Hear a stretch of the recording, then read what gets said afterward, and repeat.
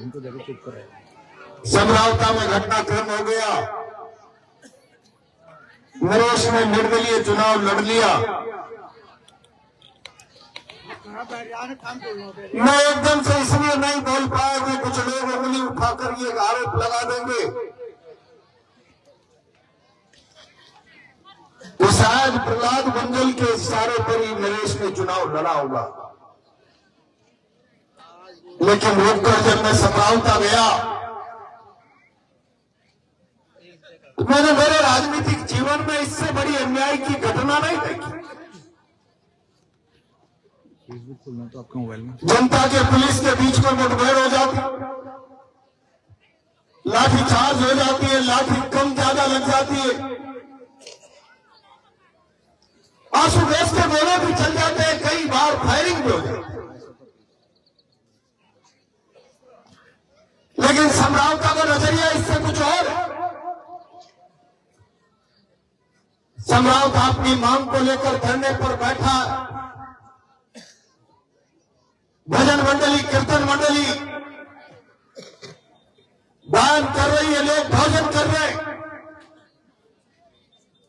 और भजनलाल सरकार, उसका सरकारी अमला आता है तो जिस प्रकार जलियांवाला बाग में मीटिंग करते हुए लोगों पर मानगढ़ में आदिवासी जल जंगल जमीन आदिवासी की होगी, चर्चा करते हुए आदिवासियों पर अंग्रेजों की सरकार ने गोलियां चला दी।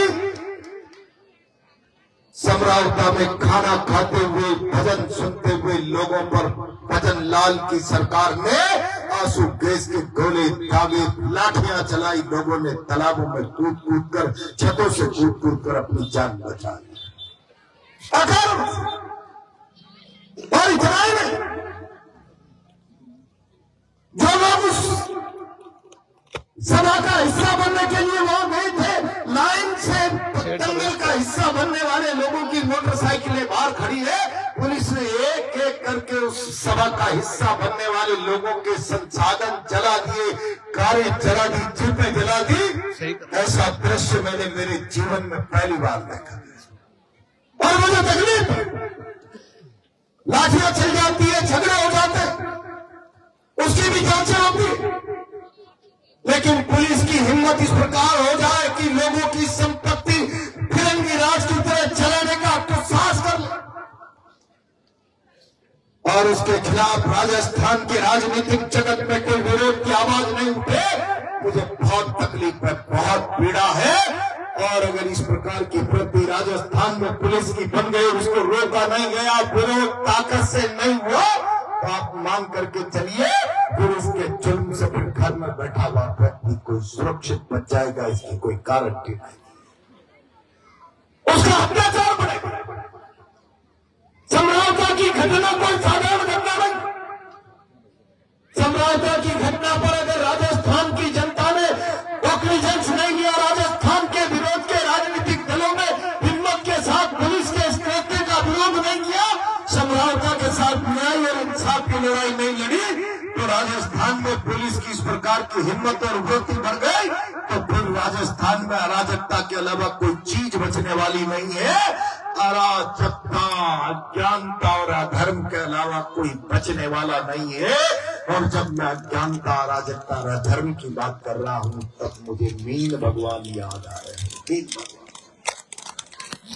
मैं आज आप लोगों के बीच में खड़ा।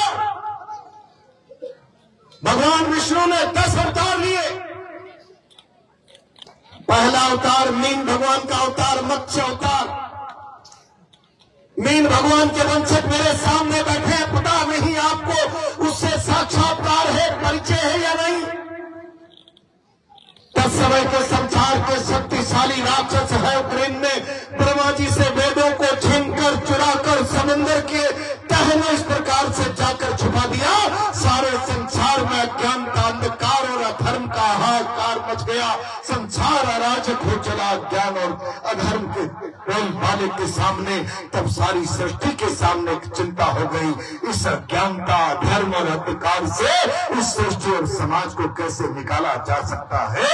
तब इस धरती पर पहली बार भगवान विष्णु ने मीन भगवान मत्स्य अवतार के रूप में जन्म लिया। मत्स्य अवतार के रूप में भगवान का पहला अवतार, जिस मीन भगवान के वंशज अपने आप को कहते हो, उस भगवान मीन का मत्स्य अवतार इस मुल्क से, इस सृष्टि से अराजकता, अंधकार और अधर्म का नाश करने के लिए हुआ। वेद जो सनातन संस्कृति के मूल है, सनातन संस्कृति और धर्म का मूल समाप्त हो गया, अराजकता धर्म का बेल मारा कायम हो गया, उसको समाप्त करो, वेदों को तलाश कर लाओ, सारी सृष्टि के हाहाकार को मिटाओ। तब मत्स्य भगवान आए, है ग्रीव नाम के राक्षस का वध किया। मैं उस पर बहुत ज्यादा वर्णन नहीं करना चाहता। इतना बड़ा विशाल रूप भगवान मत्स्य ने धारण कर लिया कि समुद्र का एक एक बूंद पानी धरती पर आ गया, महाप्रलय हो गया।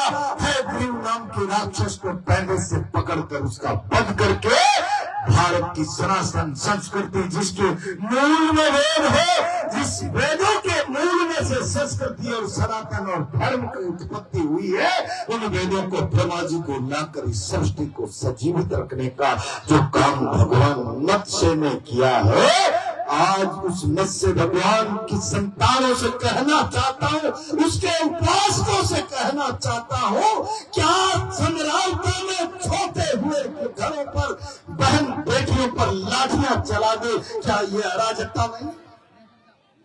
क्या समरावता में खाना खाते हुए लोगों पर गोलियां चला दी जाए, क्या ये अंधकार और धर्म नहीं? अज्ञानता और अधर्म और अराजकता के खिलाफ मत्स्य अवतार हुआ।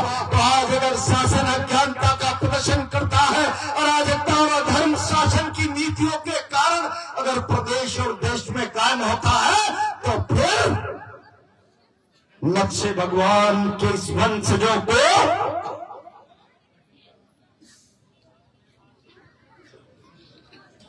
भगवान के इन वंशजों याद करना पड़ेगा। अपने आराध्य को, अपने इष्ट, अपने आराध्य अपने इष्ट को याद करके अपने भुजबल को, अपने आत्म सम्मान को, अपने विवेक को सगाकर और इस अन्याय, अत्याचार और अराजकता के खिलाफ लड़ना पड़ेगा। मैं कभी कभी जाता हूं इस प्रकार के जंगलों में भी, मैं देखवा भी जाकर आया हूं। कल मैं बिजनारी भी गया, बहुत जोर से चंद बजता है, वाद्य यंत्र बजता है, लोग गाते हैं। मैं जब वेदों के संरक्षण की, भगवान मत्स्य अवतार की बात कर रहा हूं, शायद इस संसार में वेदों का प्रचार करके बेटों की फसल काटने वाले, सनातन संस्कृति का नारा देकर फसल बेटों की पैनों बोने वाले लोगों को भी अंदाजा नहीं होगा, जिस परंपरा को सहज रूप से दंत कथा में वाद्य यंत्रों से भारत का ग्रामीण व्यक्ति जिंदा रख रहा है। ये सोमवेद में से निकली हुई परंपरा है। ये वाद्य यंत्रों का वर्णन सोमवेद में लिखा हुआ है। ये लोक गीतों का और संगीतों का वर्णन सोमवेद में रखा है। आज भी जिन वेदों की रक्षा भगवान मत्स्य ने की, हम उस सामवेद की परंपरा, लोक गीत और लोक वाद्य यंत्रों को हम प्रचलित रूप से जिंदा गांव में रख रहे हैं। वेदों के उपासक हम हैं, वेदों के रक्षक हम हैं। वेदों और सनातन के नारे देकर गोटों की फसल काटने वाले लोगों, सनातन के सौदागरों, आप तो वेदों के शिक्षक नहीं हो। वेद की परंपराओं का नाश करके अराजकता, धर्म और अंधकार के मार्ग पर समाज को धकेलने के लिए शासन का पैसा इस्तेमाल कर रहे हो, और उस शासन के पैसा इस्तेमाल को, शासन की संधि और अत्याचारी ताकत को समरावता की बहनें रो रो कर, आंखें फोड़ फोड़ कर, रो रो कर पूरे राजस्थान को सुना रही है। घर में सो रही थी, पुलिस आ गई, टीवी फोड़ दी, सोफा चला दिया, पीछे जानवरों के लिए रखी घास जला दी, बकरियां खोलकर जान बचाई, जानवर जिंदे जलाए जा सकते थे। सनातन के नारा देने वाले लोगों, धर्म संस्कृति की रक्षा का ठूंठा ढिंढोरा पीटने वाले लोगों, यह अत्याचार की कहानी किसने लिखी है? यह अत्याचार की कहानी तुम्हारी सरकार की पुलिस ने लिखी है। और उस पुलिस की कोई भी करतूत से उस उस पुलिस की कोई भी कार्यस्थानी से राजस्थान की सरकार बच नहीं सकती, मुंह नहीं मोड़ सकती। और इसीलिए मैंने हर मंच पर ये कहने का प्रयास किया है, भजन लाल जी, आप एक बार सार्वजनिक मंच से, राजस्थान की विधानसभा चल रही है, हम 25 तारीख को आ रहे हैं, आप 25 तारीख से पहले कह दो भजन लाल की सरकार, डबल इंजन की सरकार, इस प्रकार के घटनाक्रमों को, जनता पर होने वाले पुलिस या जुल्मों को अत्याचार नहीं मानती। भजन लाल की सरकार लोगों की संपत्ति जला देने के पुलिस के कृत्य को अपराध नहीं मानती। तो फिर हम यह आंदोलन वापस ले लेंगे। लेकिन अगर तुम्हारे अंदर सच बोलने का साहस है, धर्म की फसल काटने वाले अगर भाई तुम्हारे खींचे में चासा भी जिंदा है, तो ये कहने का प्रयास हिम्मत करके दिखा दो, जो कुछ समझौता में हुआ है वो न्याय संगत था, पुलिस ने गाड़ियां जलाई, न्याय संगत था। हम अपना आंदोलन वापस ले लेंगे। अगर यह न्याय था, यह अराजकता, अंधकार और अधर्म था, तो इस अधर्म को भजन लाल की सरकार करवा सकती है। मत्स्य भगवान जिन्होंने जन्म ही अधर्म, अंधकार और अराजकता का नाश करने के लिए लिया, उसका उपासक इसको बर्दाश्त नहीं कर सकता, किसी भी सूरत में बर्दाश्त नहीं कर सकता। और हम 25 तारीख को आएंगे, राजस्थान की विधानसभा को घेरेंगे, समरसता की न्याय और इंसाफ की मांग को ताकत देंगे। और अगर उसके बाद भी ये गूंगी प्रहरी सरकार, ये अराजक अंधी सरकार इसके कान में क्यों नहीं रहेंगी, तो हम पूरे राजस्थान के गांव-गांव में जाएंगे, इस अराजक सरकार के खिलाफ जनता की आवाज को बुलंद करेंगे। मैं इतना ही आज बोरगा गांव के लोगों के बीच में आह्वान करते हुए, जो इस विरोध की चिंगारी चौथ के भरवाड़ा की धरती से समरसता को न्याय मिलना चाहिए, भैरवलाल जी मीणा और सारे लोगों ने मिलकर जलाई है, वो चिंगारी बारूद बन जानी चाहिए इतना बड़ा कि भजन लाल सरकार को समझ में आ जाए। और समरसता के साथ न्याय की इबादत नहीं लिखी गई तो भजन लाल सरकार राजस्थान में अपने दिन पूरे नहीं कर पाएगी। राजस्थान संघर्ष के रास्ते पर आकर खड़ा हो जाएगा, सरकार को नानी याद दिला देगा। मैं इस बात का आह्वान आज बोरगा की धरती पर करना चाहता हूँ, यहाँ के नौजवानों से कहना चाहता हूँ। ये वाद्य यंत्र सुनते हो, भीड़ भी हो जाती है। ये वाद्य यंत्र शौक नहीं है, मनोरंजन नहीं। इस वाद्य यंत्र सामवेद की उपज है, जिन वेदों से भारत की संस्कृति निकली है, भारत का सनातन धर्म निकला है, वो सामवेद हमें संगीत की, लोकगीत की और लोक वाद्य वादन की हमको साक्षी देता है।